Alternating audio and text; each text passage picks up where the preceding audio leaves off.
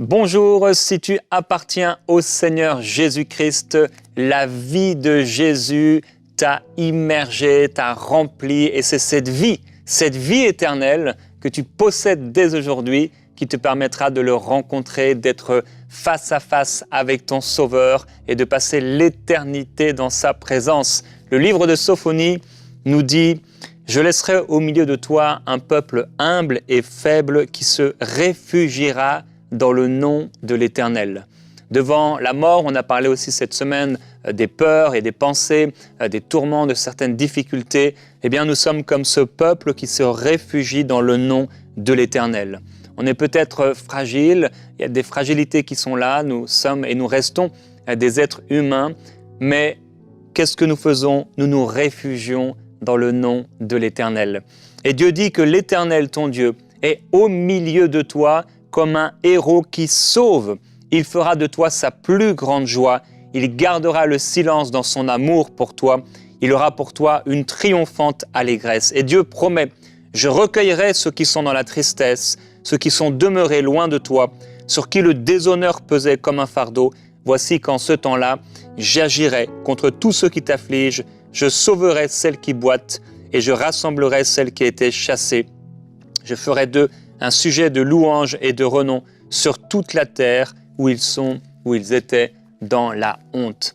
Qu'aujourd'hui, la vie du Seigneur Jésus-Christ repose sur toi, que cette vie te remplisse et t'inonde. Cette vie a gagné sur la mort, cette vie a gagné sur Satan. La croix a gagné sur le royaume des ténèbres, alors que cette vie te soit donnée, te soit partagée, te soit communiquée aujourd'hui par le Saint-Esprit, alors que tu entends la parole de Dieu et qu'on va prier ensemble, que cette vie soit dans ton cœur par l'Esprit, une nouvelle espérance, une nouvelle joie dans ton cœur et dans ta vie. Benjamin, merci d'être là aujourd'hui et je te laisse tout de suite la parole. Merci Jérémy. J'aime ce sujet. À chaque fois que je parle de ce sujet, vous allez voir, plus on va en parler, plus je vais avoir le sourire sur la fin.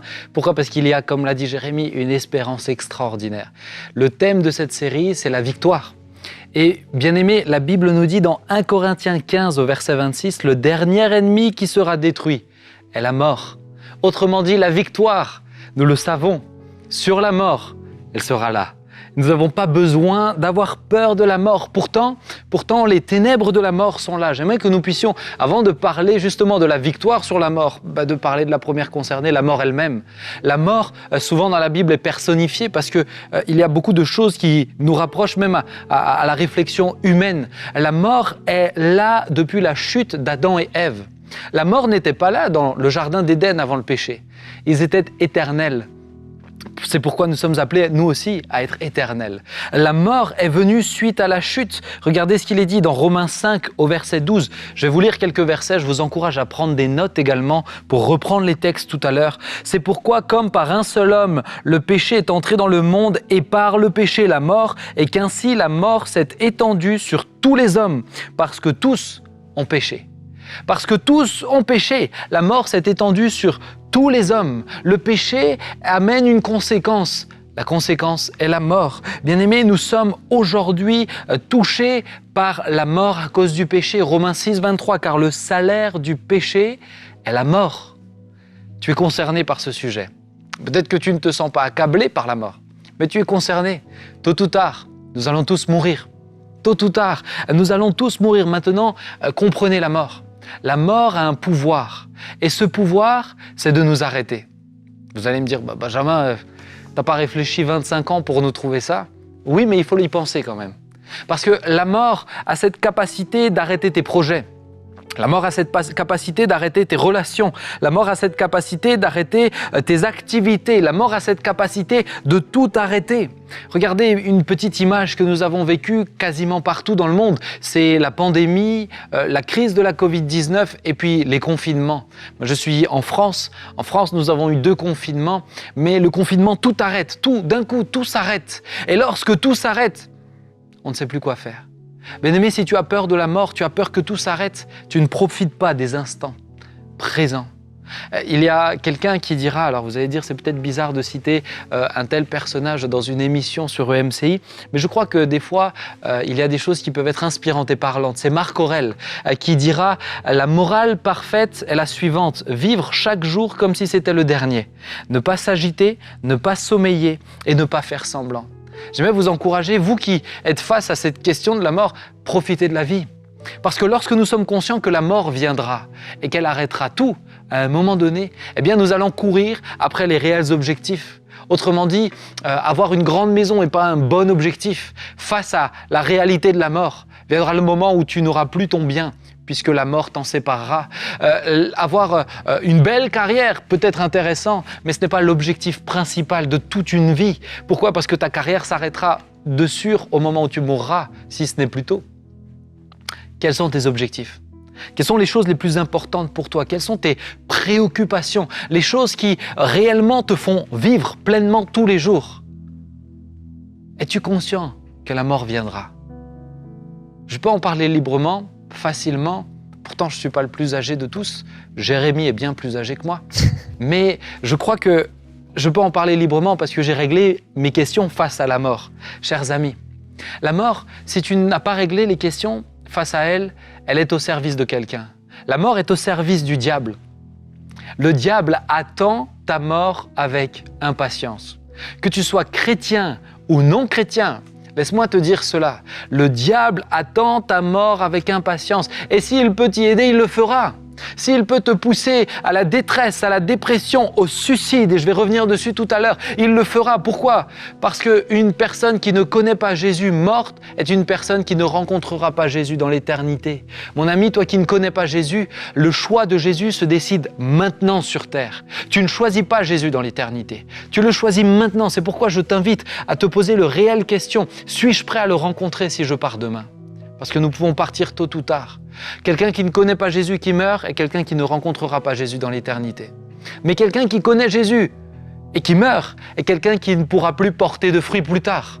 Donc lorsque tu donnes des accès au diable, lorsque les choses de la vie essayent de t'amener petit à petit vers la mort, eh bien, Satan est heureux. Pourquoi ? Parce que si ce n'est pas le plan de Dieu, Dieu permet que nous mourions tôt ou tard, on finit tous par mourir à un moment donné. Mais si c'est précipité, eh bien, tu n'auras plus l'occasion d'annoncer l'Évangile. C'est pourquoi j'ai envie de t'inviter, toi qui connais le Seigneur, annonce l'Évangile avec passion tous les jours. Dès que tu peux, dès que tu as une occasion, favorable ou non, annonce l'Évangile. Que cette vie-là soit transmise à d'autres, parce que tu ne sais pas quand tu partiras. Tu ne sais pas lorsque les choses viendront. Je crois que même la mort peut être une prison et un accablement sur ceux qui connaissent le Seigneur. Et là, je voudrais quand même m'arrêter quelques instants. Tu peux aimer sincèrement Jésus et tu peux malgré tout avoir par moments une forme de pression, comme si une oppression, Satan venait à se presser au-dessus de toi, les ténèbres de la mort se presser au-dessus de toi, écraser ta tête pour te faire croire qu'elle va venir soudainement. Élie le vivra. Regardez ce qu'il est dit dans 1 Roi 19, au verset 3, alors que Jézabel met une pression à Élie en lui faisant la promesse de lui faire ce qu'il a fait au prophète de Baal. Au verset 3, il dira « Élie prit peur et s'enfuit pour sauver sa vie. » Élie, tu viens de voir le feu du ciel tomber. Mais Élie prit peur et s'enfuit pour sauver sa vie. Il se rendit d'abord à Beersheba dans le territoire de Juda où il laissa son jeune serviteur. Puis, il s'enfonça dans le désert. Après avoir marché toute une journée, il s'assit à l'ombre d'un genêt isolé et il demanda la mort. « C'en est trop, dit-il. Maintenant, Éternel, prends-moi la vie, car je ne vaux pas mieux que mes ancêtres. » Élie, toi le grand prophète, toi qui es si proche de Dieu, toi qui as vu la main de Dieu, tu vas demander la mort. Mon ami, je vais t'inviter à quelque chose. À ne pas parler à la légère si tu n'es pas concerné par les pensées de suicide. À ne pas parler à la légère de ce que tu ne connais pas. Je vais parler quelques instants des pensées de suicide. Je connais très bien le sujet. J'ai été confronté dès l'âge de 7-8 ans. Et puis, vint le moment d'une maladie psychique où pendant 11 mois, les pensées de suicide sont devenues des pulsions de suicide. Je me battais tous les jours pour vivre, pour pas m'ôter la vie. Alors vous pouvez penser ce que vous voulez, vous pouvez dire que c'était des démons, tu étais possédé. Ne faites pas l'erreur. Ne faites pas l'erreur de parler trop tôt d'un sujet que vous ne connaissez pas.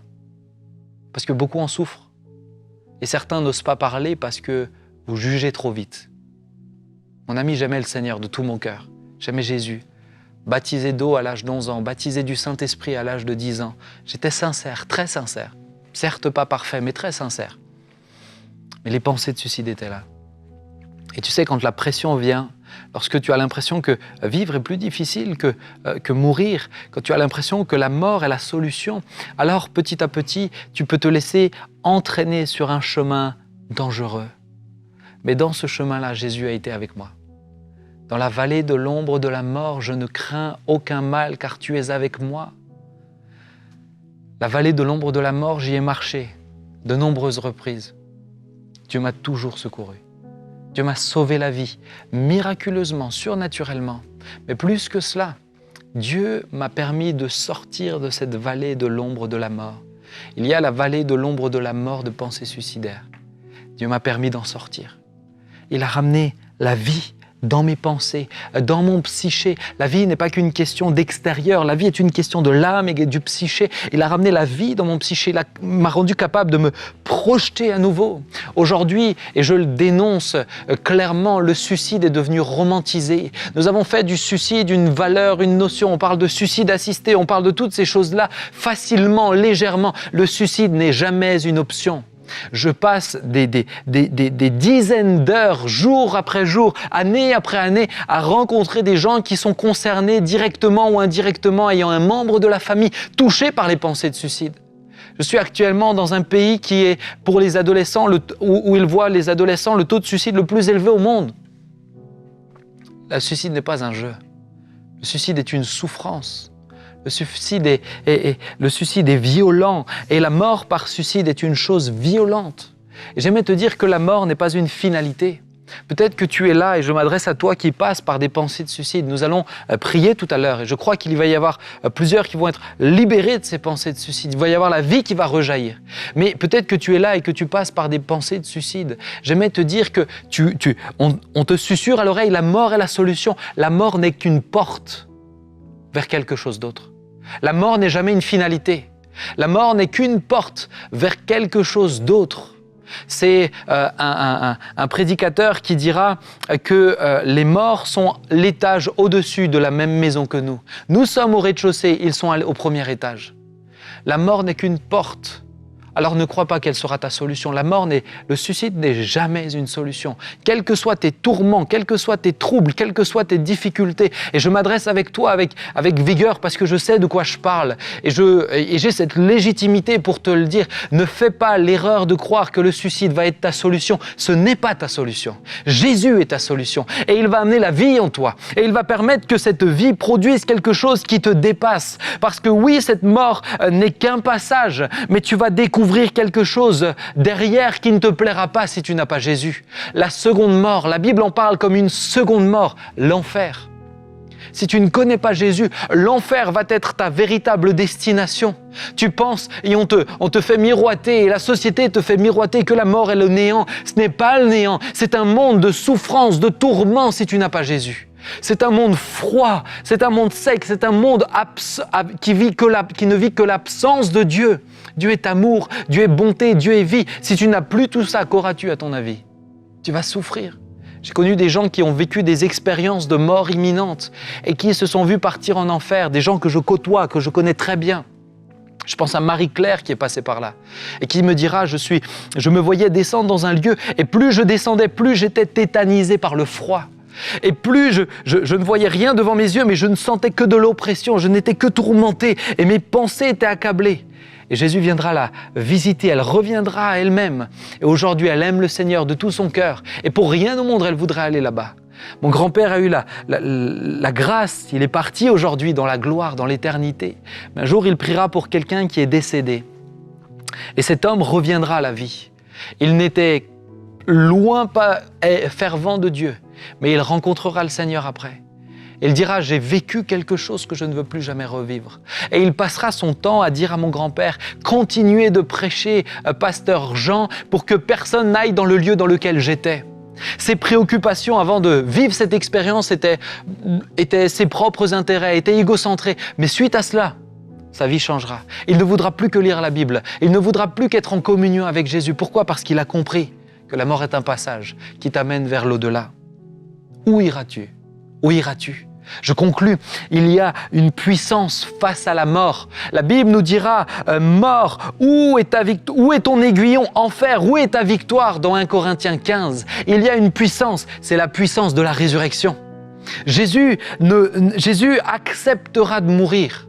Comprends bien cela. Alors que Jésus est sur la croix, et la Bible nous dit, il donne sa vie. Il la donne librement. La mort n'avait pas d'emprise sur lui car il n'avait jamais commis de péché. Et nous l'avons lu auparavant. La mort est là dans l'humanité parce que tous ont péché. Parce que nous avons tous péché. Alors la mort nous a contaminés. Mais Jésus, lui, n'a jamais péché. Alors il donne sa vie librement. Et parce qu'il donne sa vie librement, la mort essaye de l'enfermer. Mais la puissance de la vie en lui est bien trop forte face aux portes de la mort, face aux portes qui essayent de le tenir. C'est pourquoi les portes de la mort ne peuvent pas le retenir. Au bout de 3 jours, il ressuscitera. La puissance de la résurrection jaillira. C'est pourquoi aujourd'hui, oui, nous pouvons le dire, nous aussi, disciples de Jésus, mort, où est ta victoire? Nous ne sommes plus condamnés à être en enfer. Alors que se passera-t-il si je reste ici? Je suis le plus béni d'entre tous les hommes, car je marche avec Jésus. Si je pars dans l'éternité, je suis le plus béni d'entre tous les hommes, car je pars rejoindre mon Jésus. Vous savez, je suis pas vieux, je suis jeune. Mais je me réjouis de partir. Je n'attends pas, je n'ai pas des pensées de suicide constamment qui viennent, mais je me réjouis, j'ai de l'espérance. Toi qui passes par des pensées de suicide, Dieu veut te donner l'espérance de l'éternité. Mais prends quelques instants pour penser à ce que tu verras dans l'éternité. Quand je parle de l'éternité, j'ai le sourire, parce qu'il y a des gens que je reverrai. Il y a mon Sauveur que je découvrirai face à face. Il y a le Père, il y a la Trinité. Il n'y aura plus de pleurs, plus de larmes, plus de grincements de dents. Oh, qu'est-ce que je me réjouis de partir dans ce lieu. Pensez-vous que j'aspire à rester plus longtemps ici? Si je reste ici, c'est parce que Dieu a prévu encore des choses. Il n'a décidé de ne pas encore me reprendre. Mais si je pars, je serai le plus heureux des hommes. Il prendra soin des miens et je le rejoindrai. Alors je le crois, pour l'instant, le Seigneur a décidé qu'il est préférable que je sois là, aujourd'hui pour vous exhorter, demain pour autre chose. Mais le temps viendra où je partirai. Je partirai en paix. J'ai l'âme en paix. Je sais que je peux partir le rejoindre, car il est mon salut et mon espérance. Mort, où est ta victoire? Jésus a vaincu pour moi. Jésus t'a vaincu pour moi. Je n'ai plus besoin d'avoir peur de toi, car j'ai fait la paix avec Christ et car je sais où j'irai. Alors que je sois ici ou là-bas, je n'ai pas besoin de subir la pression de la mort. Elle qui est au service de l'ennemi, aujourd'hui pour moi, elle n'est plus qu'un passage. Elle viendra, mais quand elle viendra, je serai prêt à rencontrer mon Seigneur. C'est ce que je te souhaite, toi qui passes par des pensées de suicide, toi qui as peur de la mort, peur de ce qui se passe derrière.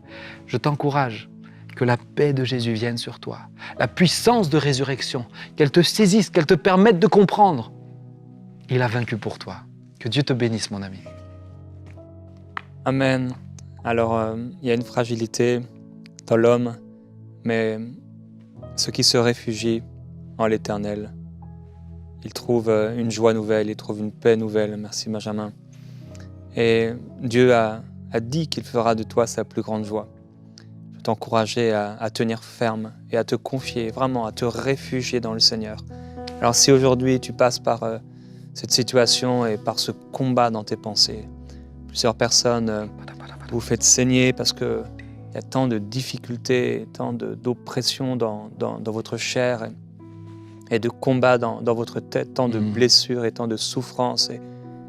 Et c'est comme si voir le sang, ça vous donne un peu de vie, et un peu d'espoir. Et Père, je prie s'il te plaît pour toute personne qui passe par la vallée de l'ombre de la mort. Seigneur, c'est une vallée et c'est l'ombre de la mort. Mais ils vont sortir de là par ta grâce. Tu as promis que ceux qui se réfugient en toi, que ceux qui se confient en toi, ils trouvent dans leur cœur des chemins tout tracés. Plusieurs ne voient plus ces chemins. Plusieurs ne voient plus l'espoir. Plusieurs ne voient plus la lumière. Tu as dit, Seigneur, que sur les peuples, il y a les ténèbres, mais sur ton peuple, la gloire ta lumière jaillit. Je prie que cette lumière jaillisse dans le cœur de tous ceux qui écoutent maintenant.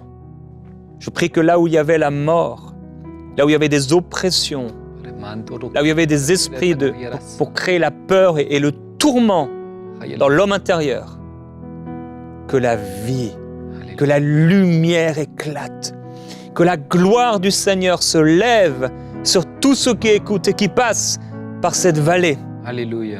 Et que l'espoir renaisse, que des cendres là où apparemment il n'y avait plus d'espoir, plus aucune pensée amenant la vie, plus aucune pensée joyeuse, plus aucune porte de sortie.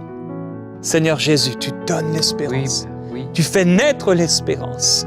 Oh Dieu, merci parce que tu ressuscites les morts et tu amènes la vie, Seigneur, là où il n'y avait plus de vie. Alléluia. Tu fais naître, tu es Dieu. Tu fais renaître l'espérance dans les cœurs par l'Esprit.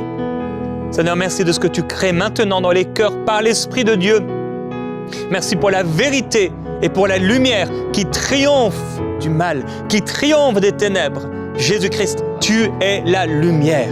Tu es notre lumière. Et déclare avec moi, mon frère, ma sœur, Jésus, tu es ma lumière. Tu es la lumière dans mon cœur.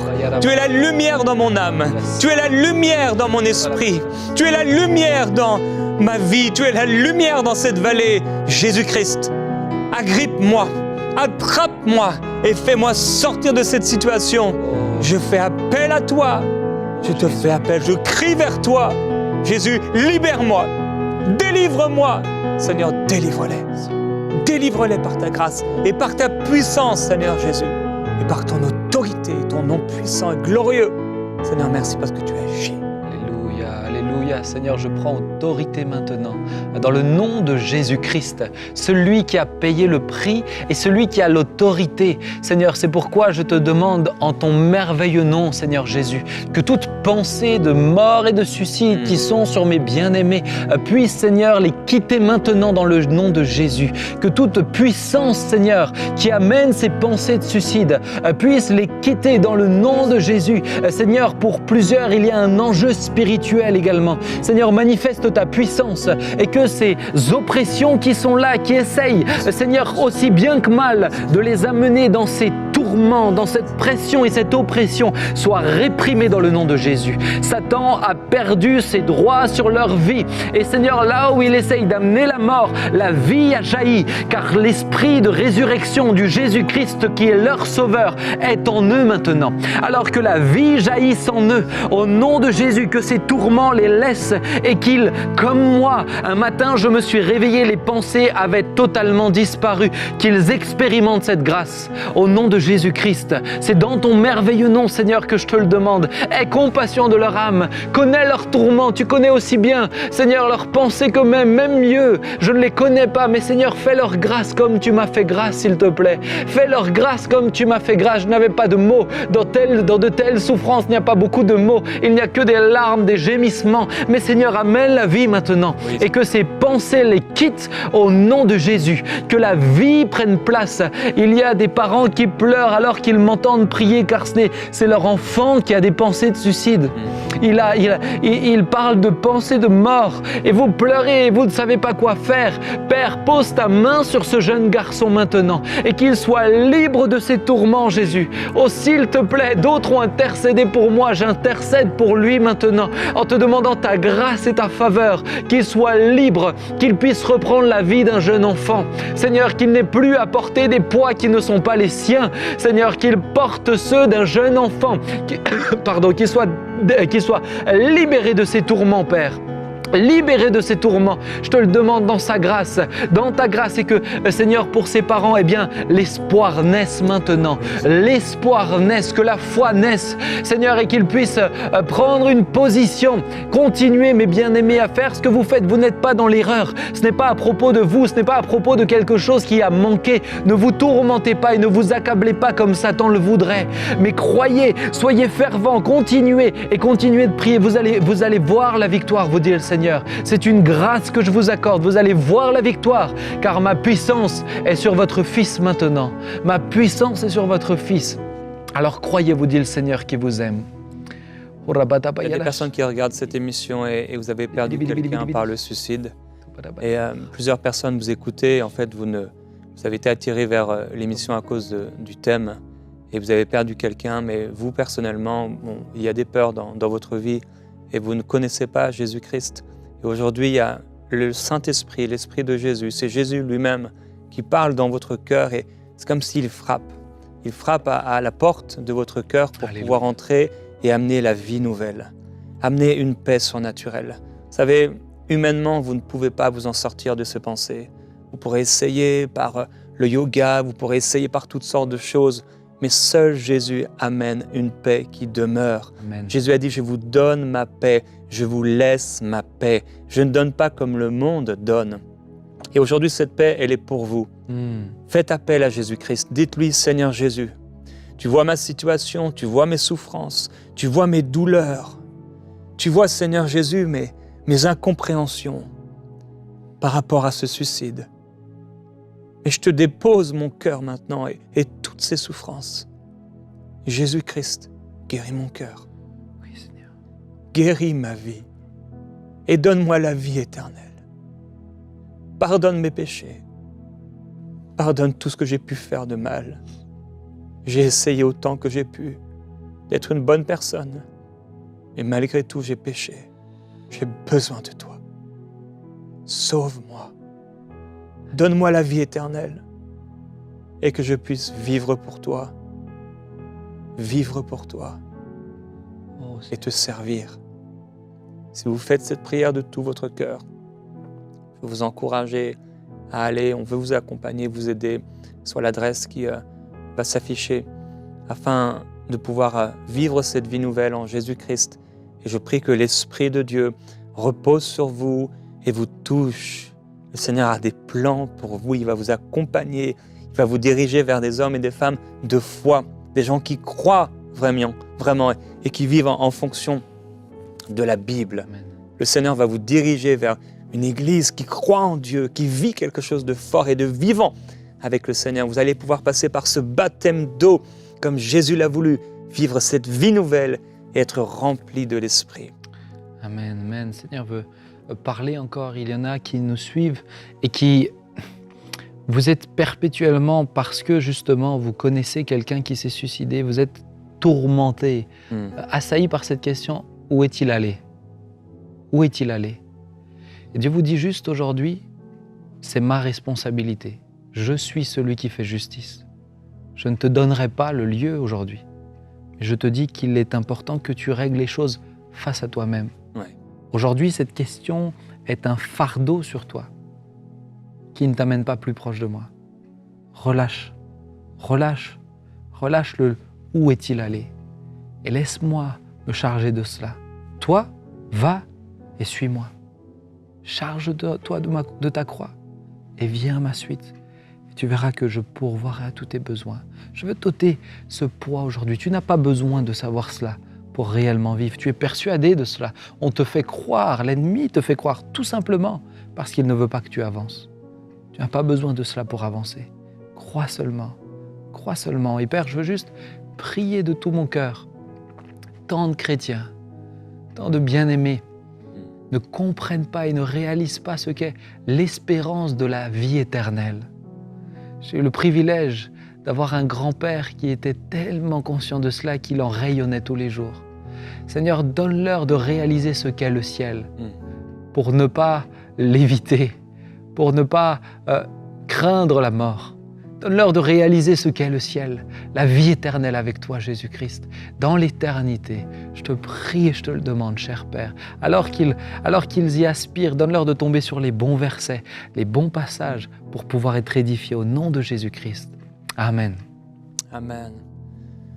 Amen. Merci Seigneur. Et merci Benjamin d'avoir été avec nous pendant cette Jérémie. émission. Alors je ne sais pas ce sera lequel d'entre nous qui ira au ciel le premier. Si c'est moi, je t'attendrai. Si c'est moi, je te préparerai le café. Oui, et moi je pensais qu'on avait le même âge. Ah bah tu vois, et l'apparence est parfois trompeuse, ça veut dire que j'ai l'air très vieux ou que tu as l'air très jeune. Hein? En tout cas, on te salue, ta famille, ton ministère aussi vraiment. Merci beaucoup. Que le Seigneur te bénisse abondamment Et on salue toute l'église aussi et les églises amies de la Porte Ouverte chrétienne de Mulhouse. On est avec vous, en tout cas vraiment, on vous aime depuis toutes ces années, depuis qu'elles on diffuse aussi les cultes, vos cultes. Et que le Seigneur vous bénisse abondamment, frères et sœurs. Nous sommes ensemble dans la présence de Dieu. Et si vous avez un besoin de prière, vous pourrez aussi aller sur l'adresse qui s'est affichée. Que le Seigneur vous bénisse abondamment. Et si vous avez un témoignage, vous pouvez aussi aller sur emcitv.com/témoignage. À bientôt dans Prières Inspirées. Bon week-end à tous.